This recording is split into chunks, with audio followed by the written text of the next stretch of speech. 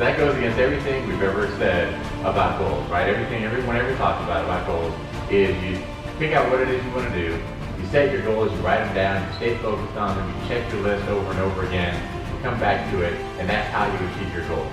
Well, I have learned over the course of my life and watching other people and studying other things that that is not the way to achieve goals. Welcome. You are about to watch Reggie Rivers' speech that is going to talk about how to achieve goals and how to not give up. Grab a cup of tea and relax. Right, so if you want to achieve your goals, don't focus on them. We all talk about setting goals, but we don't talk that much about how do you actually achieve goals. So I started learning this lesson with my first girlfriend in life. Her name was Lysandra Johnson. You guys have never seen Lysandra, you have to take my word for it. She was the most beautiful sixth grader God had ever created. And for the record, I was in sixth grade too.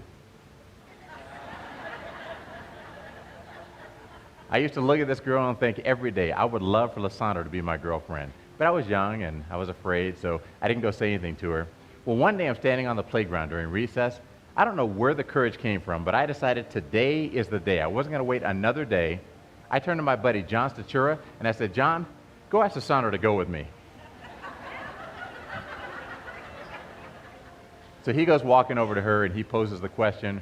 Her little group of friends giggles. She says something back. He comes walking back to me and he said, Reggie, Lysandra said if you want her to be your girlfriend, you've got to ask her yourself. I thought, I'm in sixth grade. I sent my best man. What does she want? Well, there was no way I was going to ask her myself, so I continued to think about her for the rest of that school year. Summer break came and I thought about Lysandra Johnson every day of summer break. The next year was seventh grade. At my school, you had a different class every hour and lockers between classes. Well, first hour, I had wood shop. First hour, Lysandra had home economics. At my school, you're allowed to change one class as long as the class you're moving out of met at the same time as the class you're moving into. So I walked in the principal's office, said I'd like to change from wood shop to home economics. I walk in the home ec room. There are 22 or 23 girls in this classroom, one boy named Jurgen Kuhn, and now me. I asked a girl named Tara Vergamini to move over so I could sit next to Lysandra Johnson, and that day, I asked her to go with me myself. Thank you. Thank you. She said no. That was my first lesson in the prerogative of women. There would be many more. But to make a long story short, Lysandra did end up becoming my girlfriend for 2 weeks and 3 days later in that school year. But I tell that story because that's the first time in my life that I can say that I purposely focused on the part that was in my control and ignored the part that was outside of my control. That was the first time in my life that I purposely focused on my behaviors rather than my goal. Advice 1. Focus on your behaviors, not your goals. Advice 2. Don't focus on what is outside of your control. Focus on what's on your control. We set goals for ourselves, but our goals are things that are outside of our control. Whatever it is you want to achieve in your life, if you're a student and you want to get an A in a class, that's outside of your control.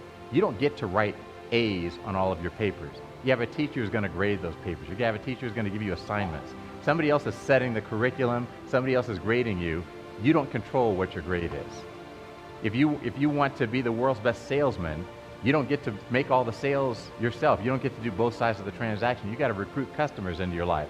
Goals require you to have the participation of other people. Therefore, they are outside of your control. So if you spend too much time focusing on your goals, you never achieve them. Behaviors, by contrast, are things that you alone can do. It doesn't take a parent, a teacher, a coach, a friend, a neighbor, a spouse, a child. It doesn't require anyone else. You alone can do behaviors, and behaviors are the things that you focus on in order to achieve your goals. You know, and look at the situation with Lysandra Johnson and I. When I was focused on my goal, which was to have this girl be my girlfriend, I couldn't speak to her if I was walking past her in the hallway. In my head, all the time was, Lysandra's cute, I want her to be my girlfriend. Lysandra's cute, I want her to be my girlfriend. We're walking past each other in the hallway, I would turn the other way. I would not even say hello to her because I was terrified. All I could think about was my goal. When she told my friend John, if Reggie wants me to be his girlfriend, he's got to ask me himself, I heard yes. So I stopped thinking about the goal. The goal had already been achieved. I came back to focusing on my behaviors. Once I started focusing on my behaviors, I figured out what class she had in first hour. I learned the rules at our school about changing classes. I went to the principal's office talking to adults, saying, hey, listen, I got to change class. I got a girl to catch. I walked in the home ec room, a room full of girls. I was afraid to talk to one girl. Now there's a room full of girls. And I was like, ladies, I'm here. I asked Tara to move over so I could sit next to Lysandra, and she did. I had a little swagger to me because I heard yes. And when I heard yes, I stopped focusing on the goal and I started focusing on my behavior, and I got myself in a position to achieve my goal. Well, she said no at the time, but later she said yes. But I learned years later when I looked back and I thought about that, I thought that's really the model for what happens in life. It's a metaphor. If you think about what we all go through with, say, weight loss. We're all on a diet at one point or another. I'm on one now, involuntarily. My wife has put me on one. But we're all on a diet at one point or another. And how does a diet start? It starts with a goal. You say, I want to lose 10 pounds by the end of the year. Okay, that's great. You have a goal. If you stay focused on that goal, you will never lose 10 pounds. Because what's the next thing we do? We go from our goal to the scale. We say, okay, I'm going to step on the scale. Scale, please tell me if I've lost any of these 10 pounds. I haven't lost any pounds. I gained a pound. Okay. And we keep coming back to the scale, and you go through a week where you eat well, you're exercising, you're drinking a lot of water, you're doing all the right things, and you get on the scale and you've gained weight, you quit the diet. If you focus on your goal, you won't achieve it. Instead, you have to focus on your behaviors. Your behaviors are what are in your control. You control the food that you put in your mouth. You control the liquids that you put in your mouth. You control how much exercise you do. You control how you feel about the weight that you are. You control how you feel about the amount of food that you're eating. You could either be like, feel deprived and miserable. Oh my God, this is the worst thing in the world. I'm eating less than I used to eat and I'm starving all the time. I feel miserable. I can't believe I'm on this diet. It's awful. Or you could say, you know what, I'm proud of myself. I'm eating less than I used to eat. I had this instead of that. I feel good. I know that if I keep this up, when I get on the scale is going to tell me something good. If the scale doesn't tell me something good right now, I know that if I keep this up, I'm going to get where I'm going. Right now, we treat the scale as if the scale is an oracle sent down from God to tell us about ourselves. When you're on a diet, it's like, oh, mighty oracle, please tell me what I should think about myself today. You're fat! Oh! The oracle has spoken. If you focus too much on your goal, if you focus on what it is you weigh, then you're never going to achieve your goal. You have to focus on your behaviors. Think about our kids. We have goals for our kids. We want our kids to be responsible. We want them to be mature. We want them to work hard in school, to work hard at their extracurriculars, to hang out with the right people. We want them to be engaged. We want all these wonderful things for our kids. And because we want these things for them and because we focus on those goals for them, we spend most of our time as parents being agitated. Why are you doing that? I told you not to do that. Get over here, do your homework. What? You're only one page in? I told you to get your homework done. And we spend all our time fussing and fussing and fussing because these kids won't do what we have in mind for them in terms of our goals. We are focused on our goal. If you focus on your goal, you'll never achieve it. You have to focus on your behaviors. Behaviors are things that are in your control solely.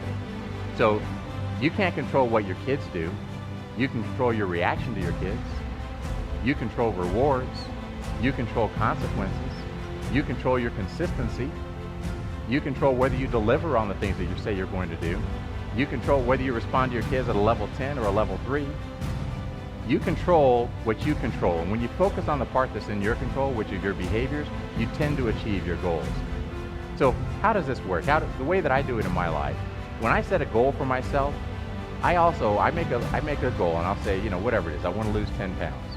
So then I immediately look and I say, behaviors are very short term. I only believe that I can control my behaviors for 7 days. That's it.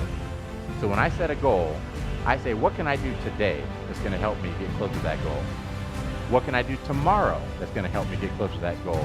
And what can I do this week that's going to get me closer to that goal? today, tomorrow, and this week. I write things down in those 3 categories and plan out how I'm going to go after the goals that I have for my life. And that gets me focused on my behaviors. And I know that if I focus on my behaviors day after day, I keep myself motivated day after day. I feel good about what I've done because I say, I did this, I did that, I did that. I'm not worried about the goal. I'm not worried about how much I weigh. I'm not worried about how many sales I've made. I'm not worried about anything that's outside of my control. I'm focused 100% on the part that's in my control. If you want to achieve your goals, don't focus on them. If you want to achieve your goals, don't focus on them. If you want to achieve your goals, you have to focus on the behaviors that are the building blocks that get you to your goals. Thank you very much. Lessons learned today. Focus on your behaviors, not your goals. Don't focus on what is outside of your control. Focus on what's on your control. And stay focused on what you can do today. I hope that this video is useful to you. There is no problem if you didn't like the video. Have a nice day.